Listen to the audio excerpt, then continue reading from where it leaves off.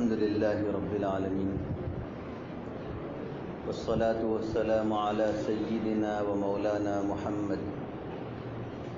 وعلى آله وصحبه وعلى من تبعهم بإحسان إلى يوم الدين أما بعد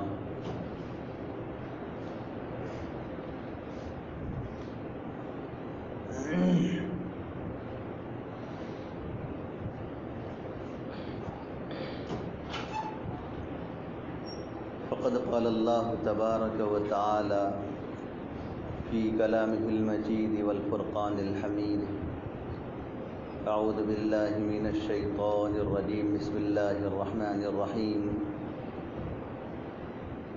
وَلَقَدْ آتَيْنَا إِبْرَاهِيمَ رُشْدَهُ مِنْ قَبْلُ وَكُنَّا بِهِ عَالِمِينَ إِذْ قَالَ لِأَبِيهِ وَقَوْمِهِ مَا هَذِهِ التَّمَاثِيلُ الَّتِي أَنْتُمْ لَهَا عَاكِفُونَ قَالُوا وَجَدْنَا آبَاءَنَا لَهَا عَابِدِينَ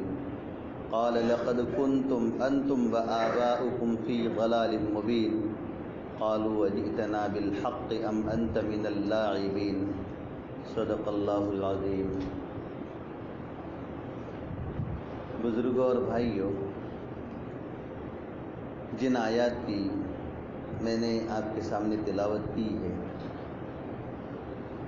اللہ تبارک و تعالیٰ نے ان آیات میں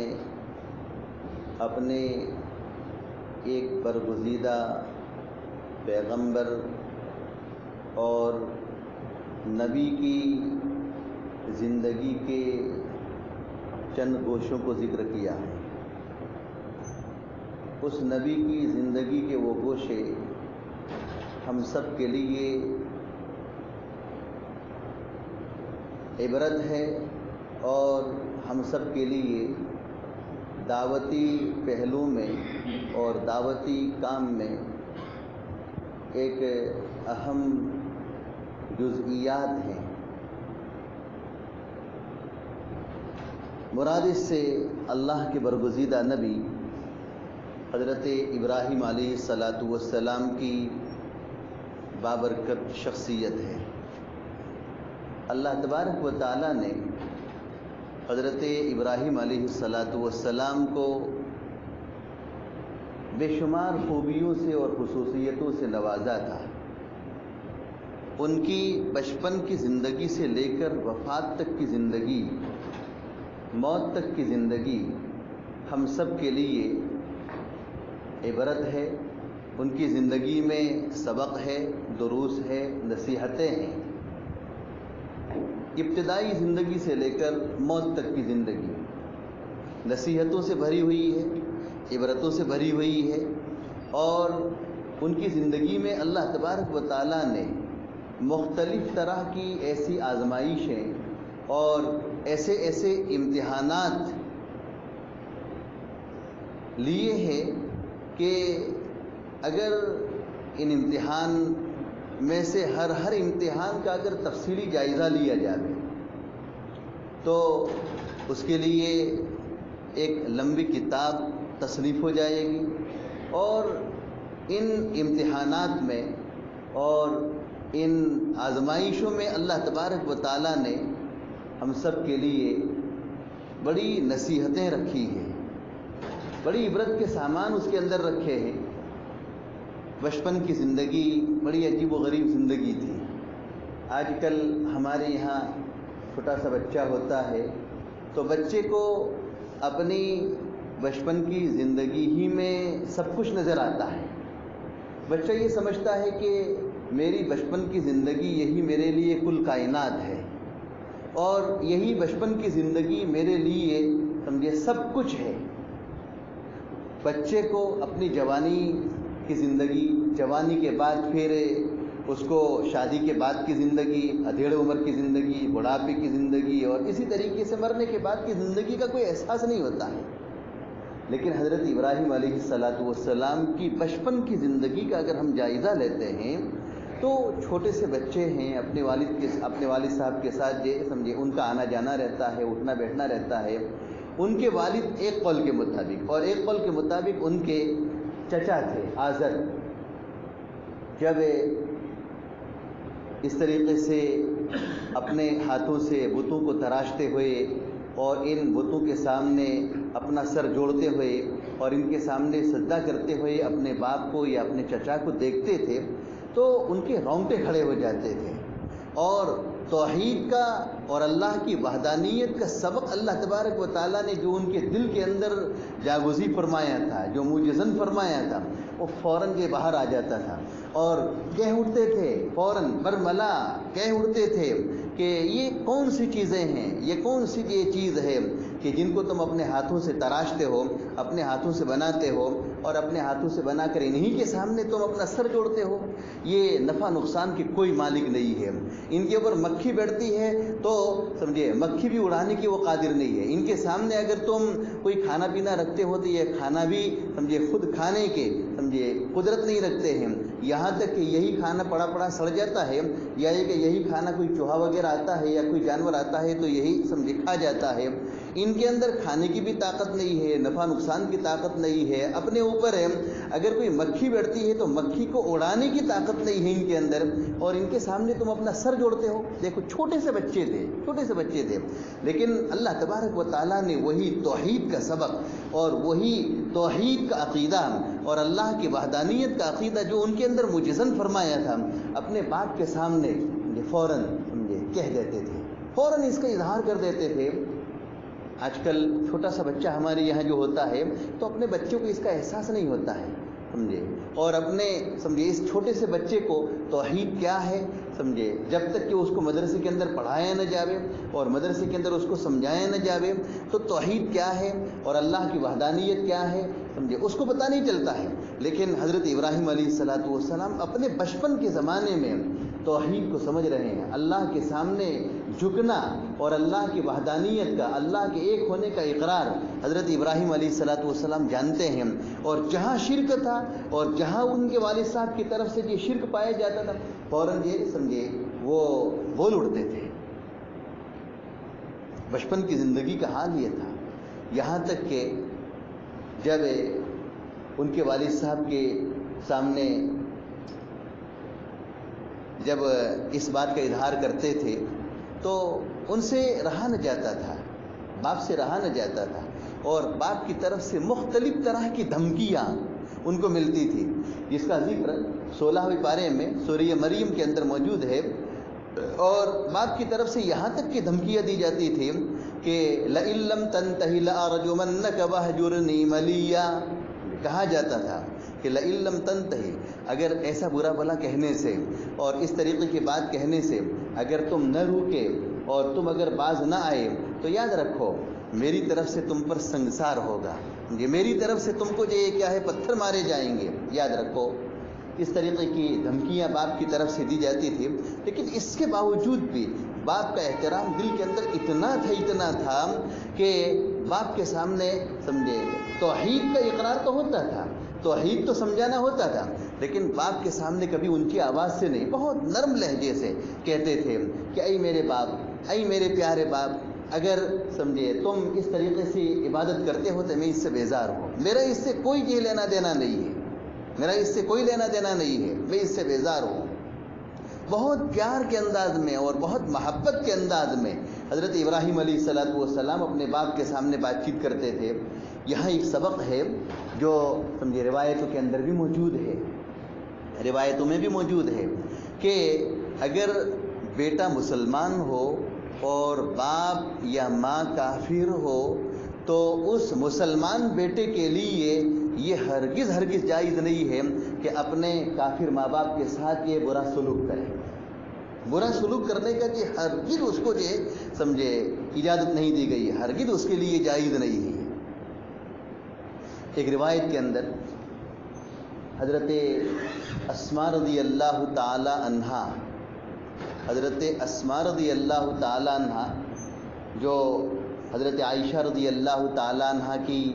بہن ہیں، فرماتی ہے کہ میں ہجرت کر کے مدینہ منورہ پہنچی تو میری مشرکہ والدہ، یعنی ان کی سمجھے مشرک اور کافرہ والدہ تھی، تو مشرکہ والدہ وہاں آئی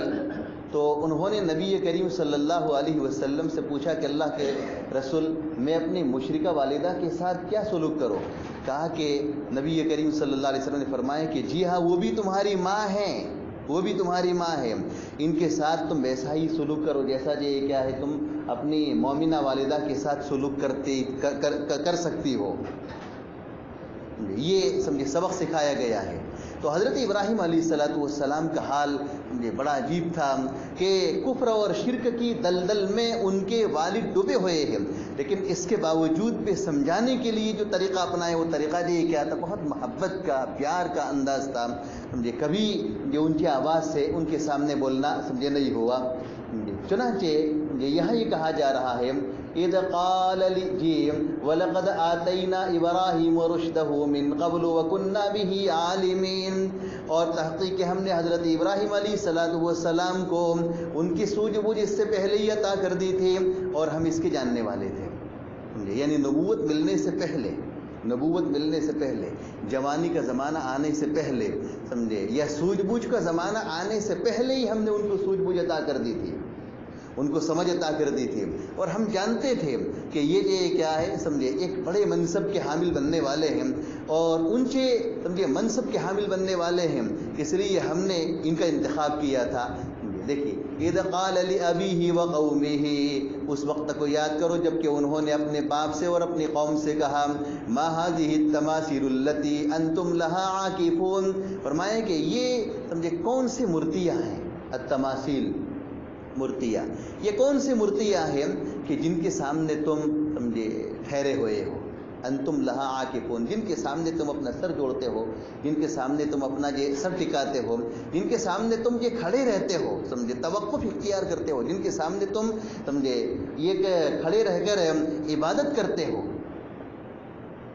یہ کون سی مورتیاں ہیں؟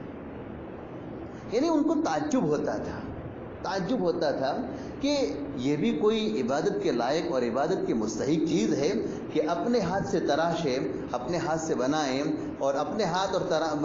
ہاتھوں سے یہ تراشے ہوئے بت اور مورتیوں کے سامنے جو وہی تراشنے والے کیا کرے سمجھے اپنا ہاتھ جوڑے عبادت کرے، یہ کوئی سمجھ میں آنے والی بات نہیں۔ ان کو بہت تعجب ہوتا تھا۔ تو سمجھے انہوں نے کیا کہا، انہوں نے یہ کہا، یعنی قوم نے یہ کہا کہ ہم تو اسی عبادت پر جمنے والے ہیں، ہم نے تو اسی طریقے سے اپنے آباء و اجداد کو پایا ہے، ہم نے تو اسی طریقے سے اپنے باپ داداؤں کو پایا ہے اور ہم تو انہی کی عبادت کرنے والے ہیں۔ دیکھیے یہ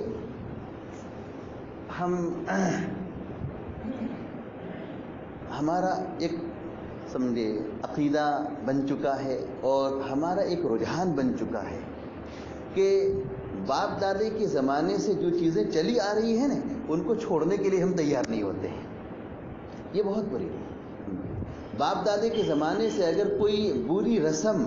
اور برا طریقہ اور اگر سمجھے کوئی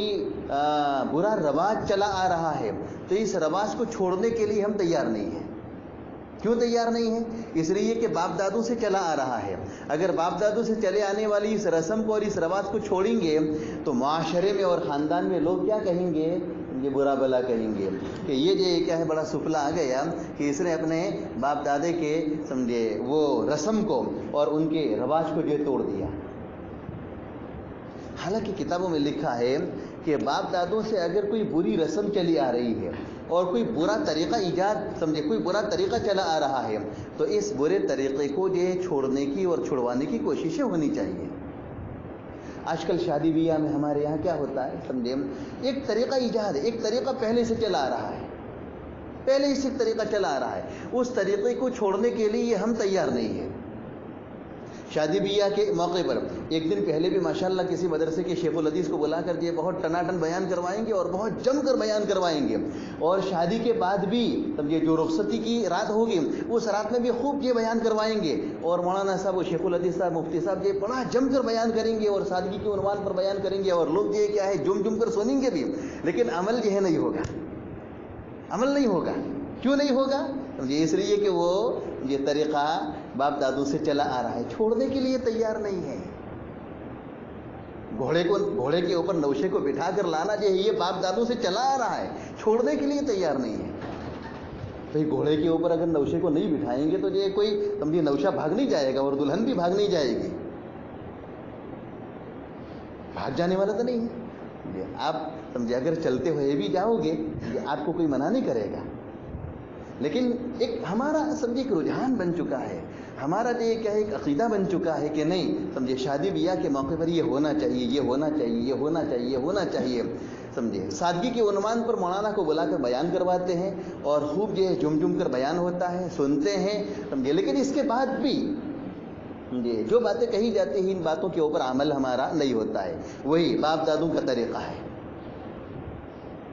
मैं समझे कोई अपनी बढ़ाई नहीं करता हूँ, हमारे इलाके में पालनपुर में अल्हम्दुलिल्लाह सुम्मा अल्हम्दुलिल्लाह बड़ी सादगियाँ हैं। समझे शादी ब्याह के मौके पर जे आज भी समझे दरमियान वो पहले बड़े बूढ़े जो लोग थे उस ज़माने में जे समझे जो कुछ होता होगा वो ठीक है, लेकिन आज के ज़माने में हमारे यहाँ बहुत समझे सादगियाँ हैं शादी ब्याह के मौके पर।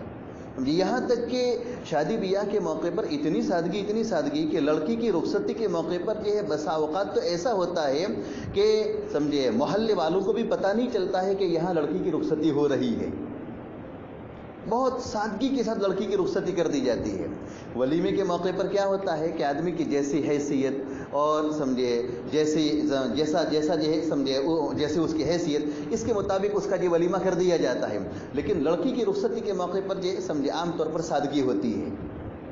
बात समझ में आ रही है? तो बहरहाल ये हज़रत इब्राहीम अलैहिस्सलाम की कौम जवाब दे रही है। इधर हज़रत इब्राहीम अलैहिस्सलाम बता रहे हैं कि ये समझे क्या है, मूर्तियाँ हैं, ये तुमने अपने हाथों से तराशी है, अपने हाथों से बनाई है और इन्हीं के सामने तुम इबादत करते हो, इन्हीं के सामने तुम अपना हाथ जोड़ते हो, ये तो मेरी समझ से बाहर है। तो कौम ने क्या कहा, क़ालू वजदना आलिहा क़ालू वजदना आबाना लहा आबिदीन। उन्होंने ये कहा कि हमारे बाप दादों को, हमारे आबा व अजदाद को और बाप दादों को हमने इसी तरीके से इबादत करते हुए पाया है, हम छोड़ने को तैयार नहीं है। देखो जो बात वो कहती थी, जो बात हज़रत इब्राहीम अलैहिस्सलाम की कौम कहती थी, वही बात आज हम भी कहते हैं कि नहीं बयान होगा। समझे शेखुल हदीस साहब का और मुफ्ती साहब का बराबर जमकर बयान होगा, लेकिन हमें जो करना है वो तो हम करके रहेंगे, हमें जो करना है वो करके रहेंगे। ये घोड़े के ऊपर बिठाएंगे मनौशे को और वहाँ से जे समझे जहाँ लाना है वहाँ चादरें भी बिछाएंगे, फूल भी बिखेरेंगे, सब कुछ जो हमें करना है वो करेंगे। आप बयान करो। ये आबा व अजदाद समझे बाप दादों से जो तरीक़ा चला आ रहा है, ये समझे गलत तरीका हो तो उसको छोड़ने की ज़रूरत है। देखिए आगे फरमाए कि क़ाल लक़द कुन्तुम अंतुम व आबाउकुम फ़ी ज़लालिम मुबीन। तो हज़रत इब्राहीम अलैहिस्सलाम ने फरमाया कि तुम लोग और तुम्हारे बाप दादे ये सरीह गुमराही में थे, साफ कह दिया सरी गुमराही में थे। देखिए इससे बात मालूम ये हुई कि हक़ बात हो तो कुलिल हक़ वलौ कान मुर्रन, हक़ बात हो तो हक़ बात बरमला कहनी चाहिए, चाहे ये किसी को समझे बुरी लगे। यहाँ हज़रत इब्राहीम अलैहिस्सलाम ने क्या फरमाया कि समझे तुम लोग और तुम्हारे लिए बाप दादे लोग समझे ये सब के सब खुली गुमराही में थे, गुमराही कह रहे हैं कि गुमराही में थे तुम लोग। आगे फरमाया क़ालू अजीतना बिल हक़्क़ि अम अंत मिनल लाइबीन। तो उनको भी बड़ा ताज्जुब हुआ कि अच्छा ये समझे ये इब्राहीम ये छोटा सा बच्चा और आजकल ये हमारे दरमियान और समझे बड़ा हुआ और ये है और वो है। तो उन्होंने कहा कि तुम जो बात कहते हो इस बात के ऊपर जो है कोई हक़ और कोई वाज़ेह दलील क्यों हमारे पास नहीं लाते हो, लाओ। या ये कि हमारे साथ कोई हंसी मजाक तो नहीं करते हो, हंसी मजाक तो नहीं करते हो। उनको ज़रा समझे हंसी मजाक मालूम हुआ कि ये हमारे साथ ये दिल लगी कर रहे हैं, हंसी मजाक का मामला कर रहे हैं। कहा कि नहीं, क़ाल बल रब्बुकुम रब्बुस समावाति वल अर्दिल्लज़ी फ़तरहुन्ना व अना अला ज़ालिकुम मिनश शाहिदीन। हज़रत इब्राहीम अलैहिस्सलाम ने फरमाया बल्कि तुम्हारा रब आसमान और ज़मीन का रब है। क़ाल बल रब्बुकुम रब्बुस समावाति, तुम्हारा रब आसमान और ज़मीन का रब है। अल्लज़ी फ़तरहुन्ना, कि जिसने आसमान और ज़मीन को पैदा किया है। व अना अला ज़ालिकुम मिनश शाहिदीन, और मैं तुम्हारी इस बात के ऊपर गवाह हूँ। व तल्लाहि लअकीदन्ना असनामकुम बअद अन तुवल्लू मुदबिरीन। अल्टीमेटम दे दिया उनको। क्या कहा कि देखो सुधर जाओ, वरना सुधरोगे नहीं तो ये समझे तुम जिन माबूदों की इबादत करते हो और जिन मूर्तियों की तुम इबादत करते हो, तुम्हारे सनम कदे में तुम्हारी इबादत खाने में जाऊंगा اور تمہاری ان معبودوں کی اور تمہاری ان مورتیوں کی گت بناؤں گا. سمجھے ایک موقع آئے گا, کبھی کوئی موقع ایسا آئے گا کہ تم لوگ یہاں سے چلے جاؤ گے اور میں ہی رہوں گا, دوسرا کوئی نہیں رہے گا. سمجھے میرے علاوہ دوسرا کوئی نہیں ہوگا, اور تمہارے بتوں کے ساتھ میں ایک بڑا معاملہ کرنے والا ہوں, دیکھو سدھر جاؤ. سمجھے صاف صاف کہہ دیا, وَتَاللَّهِ لَأَكِيدَنَّ, اللہ کی قسم میں تمہاری ان بتوں کی گت بناؤں گا. بعد ان تولوا مدبرین, بعد اس کے کہ تم یہاں سے کہیں جاؤ گے. ان کا عید کا موقع ہوتا تھا, کوئی تہوار کا موقع ہوتا تھا, اور ادھر ادھر کے کوئی سمجھے ان کے مواقع آتے تھے, تو ان مواقع میں پوری قوم پورا شہر چھوڑ کر باہر چلی جاتی تھی, کہیں نہ کہیں باہر چلی جاتی تھی, میلے کے لیے, عید کے لیے, سمجھے, اور کوئی پروگرام ہوتا تھا وہاں چلی جاتی تھی. اور یہ صنم کدا اور یہ بت کدا اور یہ سمجھے ان کا معبد جہاں وہ عبادت کرتے تھے, جہاں ان کی مورتیاں ہوتی تھیں, سمجھے وہ بالکل خالی رہ جاتا تھا. تو حضرت ابراہیم علیہ السلام نے اس دن کے آنے کا انتظار کیا کہ اس دن کے آنے کا انتظار کرو, تمہارے بتوں کے ساتھ میں ایک مکر کرنے والا ہوں, ان کی گت بناؤں گا انشاءاللہ. آگے فرمایا فَجَعَلَهُمْ جُذَاذًا إِلَّا كَبِيرًا لَهُمْ لَعَلَّهُمْ إِلَيْهِ يَرْجِعُونَ. تو حضرت ابراہیم علیہ السلام نے ان کے ساتھ سمجھے جزاد ٹکڑے ٹکڑے کر دیا, مگر ان کا بڑا گلو گنٹال جو تھا اس بڑے گلو گنٹال کو چھوڑ دیا, اور کلہاڑا جو لیا تھا, کلہاڑے کے ذریعے جو چھوٹے موٹے جو جتنے چیلے چاٹے تھے نا, سارے چیلے چاٹوں کو جو کیا کر دیا, ختم کر دیا. اور بڑا ان کا چیلا جو تھا, گلو گنٹال تھا, اس گلو گنٹال کے سمجھے کندھے میں سمجھے کلہاڑا لٹکا دیا, سمجھے, تاکہ وہ آوے اور آ کر ذرا دیکھے کہ اچھا یہ کس نے معاملہ کیا ہے. قالوا من فعل هذا بآلهتنا انه لمن الظالمین. سمجھے وہ لوگ واپس لوٹے, عید منا کر واپس لوٹے, تو انہوں نے کہا کہ جس کسی آدمی نے بھی ہمارے بتوں کے ساتھ یہ معاملہ کیا ہے وہ بڑا ظالم آدمی ہے. جس کسی نے بھی ہمارے بتوں کے ساتھ یہ معاملہ کیا ہے وہ بڑا ظالم اور نامراد آدمی ہے. سمجھے, تو لوگوں نے کہا کہ یہ کون کرے گا. پھر بات سمجھے ہوتے ہوتے ہوتے یہ لوگوں کی زبان پر آئی, چرچائی گئی کہ ہمارے شہر کے اندر ایک نوجوان ہے, اور وہ نوجوان ہمارے ان بتوں کا یہ تذکرہ کرتا رہتا ہے. وہ نوجوان ہمارے ان بتوں کا ذرا یہ کیا ہے, تذکرہ کرتا رہتا ہے, اور برائی کے ساتھ تذکرہ کرتا رہتا ہے. لگتا ایسا ہے کہ اسی نے ہمارے بتوں کے ساتھ یہی معاملہ کیا ہوگا, اور اس کا نام ابراہیم ہے. تو سمجھے بڑے غصے میں آ گئے, اور قوم کے جو بڑے لوگ تھے ان بڑے لوگوں نے کہا کہ ان کو لوگوں کے سامنے لاؤ, ہمارے بتوں کے ساتھ یہ معاملہ جو کیا ہے ان کو یہاں لاؤ, اور ان کے ساتھ ہم یہ کیا ہے سمجھے پوچھ تاچھ کریں گے. لوگ ان کو دیکھیں گے, اس مجرم کو اور اس یہ کیا ہے سمجھے ایسی گت کرنے والے شخص کو دیکھیں گے یا گواہ بنیں گے. سمجھے, لاؤ ان کو یہاں پر. چنانچہ حضرت ابراہیم علیہ السلام کو لایا گیا. تو لوگوں نے پوچھا کہ انت فعلت ھذا بآلہتنا یا ابراہیم, اے ابراہیم ہمارے بتوں کے ساتھ یہ معاملہ اور یہ گت تم نے کی ہے. تو حضرت ابراہیم علیہ السلام بڑے سمجھدار تھے, تو فرمائے کہ بل فعلہ, کیا ہوگا کسی نے اس کو, بل فعلہ, اس کو کسی نے کیا ہوگا. کبیرہم ھذا فاسألوہم ان کانوا ینطقون, ان کا بڑا گرو گھنٹال یہ ہے, اور اس کے سمجھے گردن میں اور اس کے کندھے کے اوپر کلہاڑا اور ہتھوڑا لٹکا ہوا ہے, ذرا انہی سے پوچھ لو. تم اگر یہ بولتے ہیں تو انہی سے پوچھ لو. تم لوگ سمجھدار ہو,